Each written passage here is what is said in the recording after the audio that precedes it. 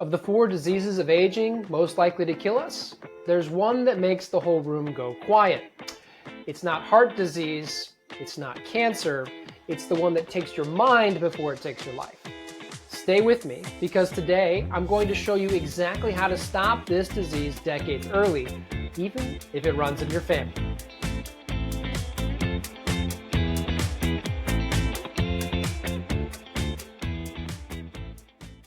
Hello everyone, it's Nick from A Longer Life here, guiding your longevity journey out of overwhelm and into effective action. Look, I've sat in those awkward silences. My grandfather had Alzheimer's disease for years. My grandmother developed dementia near the end.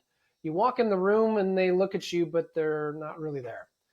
No one knows what to say. And the worst part, that could have been preventable for a lot of people. 6 million Americans have Alzheimer's disease right now, and that's just the ones that have been diagnosed. And once those neurons die, we don't have great ways to bring them back. And I'll say we don't have ways yet. That's why prevention is literally everything when it comes to brain health.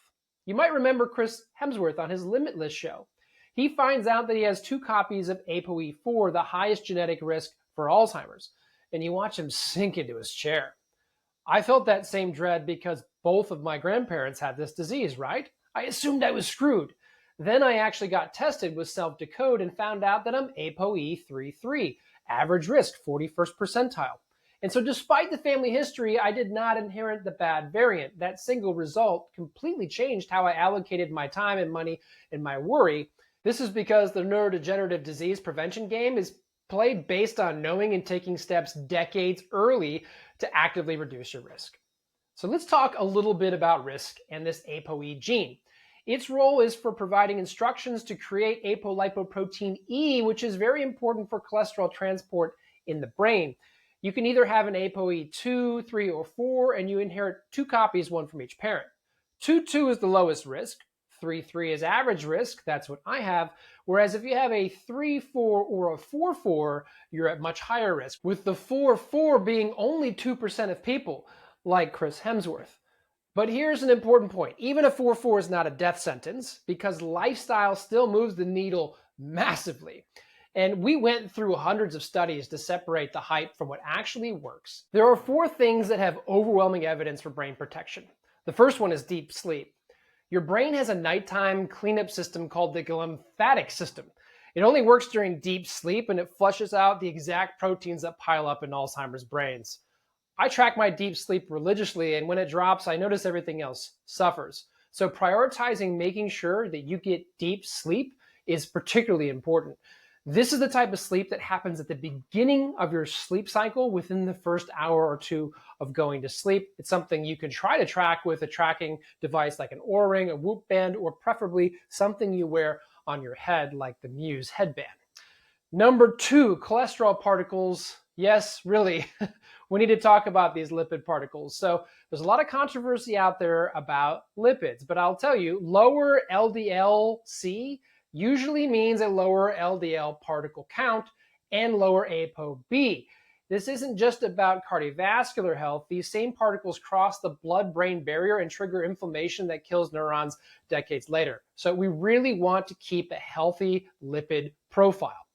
Number 3 is insulin sensitivity.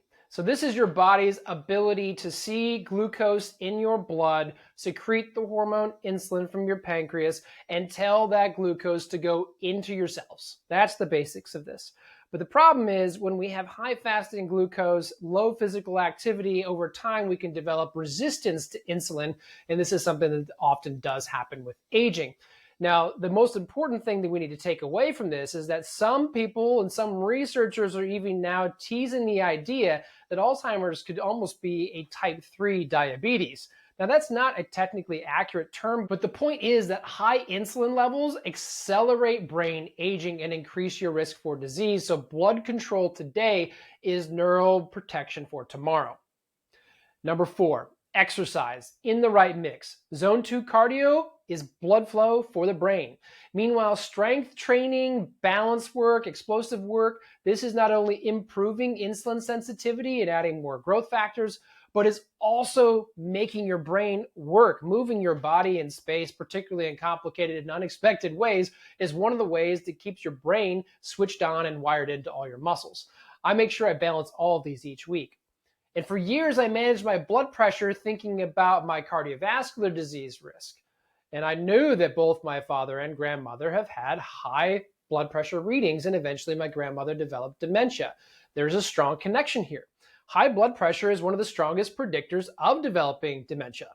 And I started continuous monitoring with the high-low band, and I found out that I had higher blood pressure than I could measure from just a cuff alone. And so I have actually been biohacking around with different ways to reduce my blood pressure. And in fact, discovering a supplement that helped me lower my blood pressure by 10 to 15 points, my systolic blood pressure, that single change may have been the most protective thing that I could have done for my brain in terms of these neurodegenerative risks over time. All right, what does this mean for you? Here's your immediate next moves. Do these 4 things this month. Find out your APOE status. I use the brand Self-Decode for genetic testing. There's a lot of different options out there, but I have vetted these guys and I think they do the best job, particularly for the long-term planning that we like to talk about in the personalized longevity strategy component of my website. You can find out a bit more at nickengerer.org and the strategy section about why I suggest using Self-Decode. You can also find a discount code in there for saving 10% off. You can also then move on to starting to track your actual deep sleep, as I mentioned before.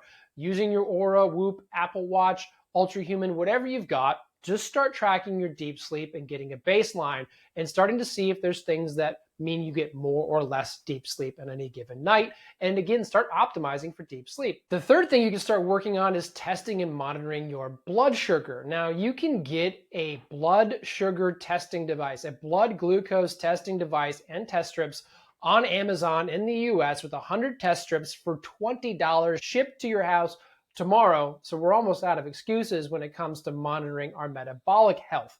We want to look for high fasting glucose. And if you have any evidence of that at all, you can go to your doctor with some of that data and say, hey, I'd like to do some metabolic testing, in particular my HbA1c, and just check that you're not developing any insulin resistance. And the doctor can help you figure that out with those various blood tests.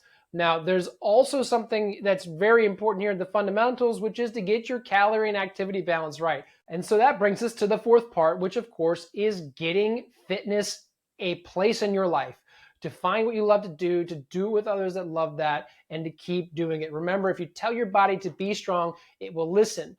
Bigger, stronger muscles are going to give you better metabolic flexibility. They're going to wire your brain and your muscles together more, keep your brain active, healthy, and we know this significantly reduces the risk for neurodegenerative disease. Your genetics are information. They're not a sentence. They're not destiny. Your family history might have screamed Alzheimer's like mine did, but then my DNA said average risks. Either way, if you get tested or if you don't, the same 4 things are going to work, and they form the basis of a longevity lifestyle anyway. It's just a bit of a relationship with motivation for you. If you know you have very high risk for Alzheimer's through genetic testing, that might really help to kick your butt in gear through your longevity mindset, because you're thinking long term about not wanting to develop this very debilitating and frankly awful disease.